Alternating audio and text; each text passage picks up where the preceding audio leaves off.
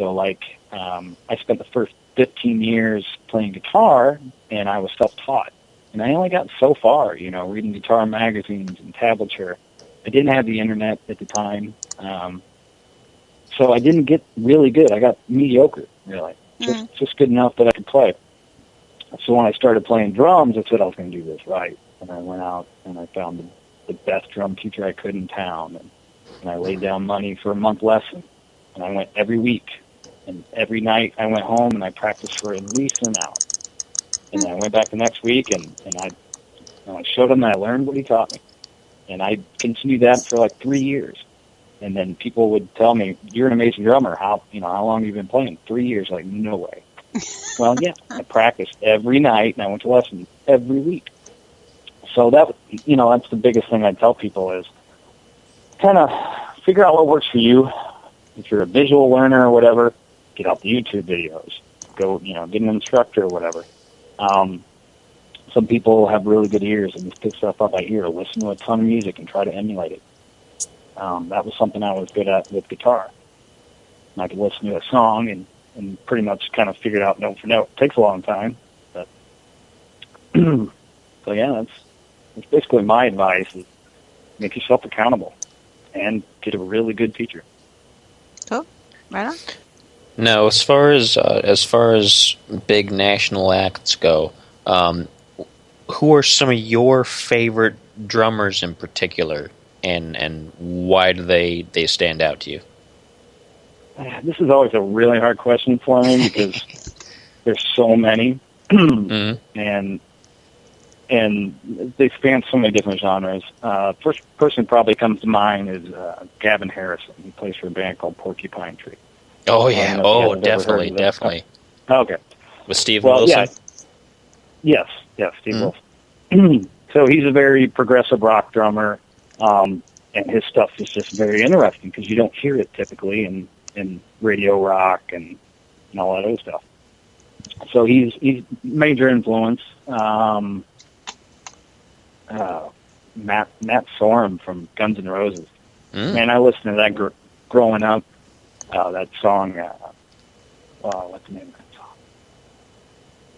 that song? You Could Be Mine, that Big Tom thing, that song they used on Terminator 2. I'm dating myself here. Yep. Anyway, that thing always stuck out in my head. So, like, all the drums he ever did in Guns N' Roses, just amazing. He pops in my head because we just saw him recently. What are some other drummers? I mean, there's a ton of them. I love simple guys like, I'm trying to remember, Chris Layton or whatever, the guy that used to play with Stevie Ray Vaughan. That guy had a pocket and could play and read Stevie Ray Vaughan like nobody else. I mean, that is really hard to do. Nobody gives him as much credit as he deserves. Same thing with, who's the guy that played with Clapton? I can't remember. Anyway, there's tons of them. Tons and tons. But yeah, Gavin Harrison always comes into my head first. Yeah, and he does, I believe I have something separate from him. He had a couple of, like a solo album or two.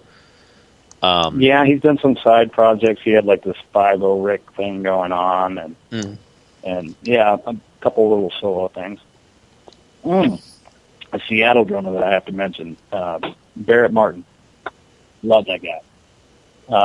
I got the Mad Season album when it came out, and I just fell in love with that album.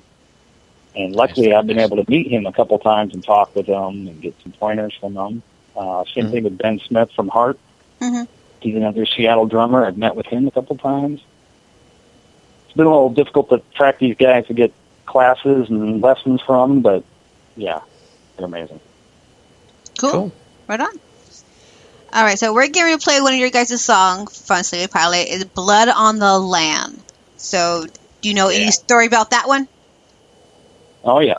So this was recorded at the famous London Bridge studio in Seattle. And I don't know if you guys are familiar with London Bridge studio, but that's where all the major Soundgarden albums came out of, all the Pearl Jam albums, Mother Love Bone, all that stuff that really defined the grunge era and all that, all came out of the studio.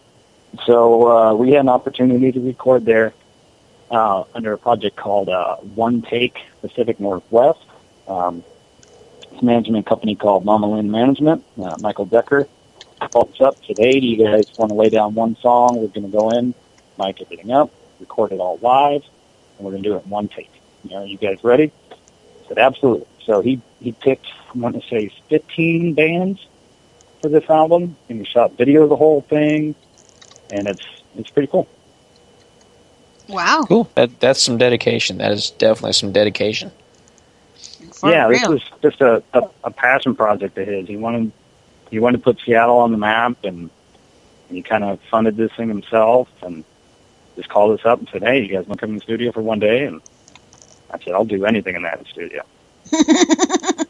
And so right after that, I donated a bunch of money. They have one of those Neve consoles that everybody loves, analog boards, and I donated a ton of money so they could help restore it. So now my name's on that board. Nice. Forever. Yeah. Cool. All right, guys. So give it up for SleepyPilot, Blood on the Land.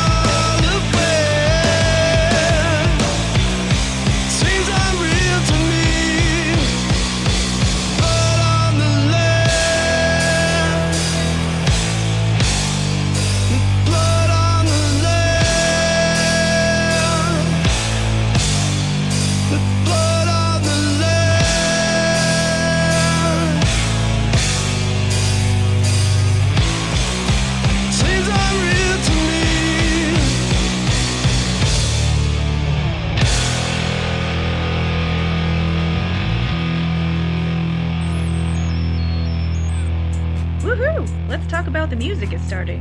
What is Let's Talk About the Music, and why are you so excited about it? It's a podcast with controversial talk and a global mix of music. Oh, cool. How and where can I listen? Just go to letstalkaboutthemusic.com and click follow to be sure to get all the info about the bands that are playing and see their music videos. Then click on Spreaker or iTunes to listen live and even chat with other listeners and the host herself. What day and time is Let's Talk About the Music on? Every Wednesday night from 8 p.m. to midnight Pacific Standard Time. I think I'll tune in. Thanks for the info. Magical Things offers fantasy art for festival and everyday living, featuring the fine arts and craft creations of Marjorie Delaney on practical printed products such as journals, mugs, costuming, wearable art, formal wear, and accessories. We also carry a line of magical supplies, including candles, oils, herbs, and limited ritual items. All items are created in a scenic studio space in Culpeper, Virginia, and available throughout the world online, as well as at festivals and events. Magical Things offers custom creations too, such as costuming, illustrations, and more. Come visit us at magicalfantasy.com. Let's Talk About the Music is wanting your sponsorship to help support local independent music and musicians worldwide. We have different levels of sponsorship for everyone, including up-and-coming bands and musicians, to give a little more boost to your promotions. Let's Talk About the Music is also looking to podcast live from your music-related special events, shows, and venues. For more information, go to letstalkaboutthemusic.com.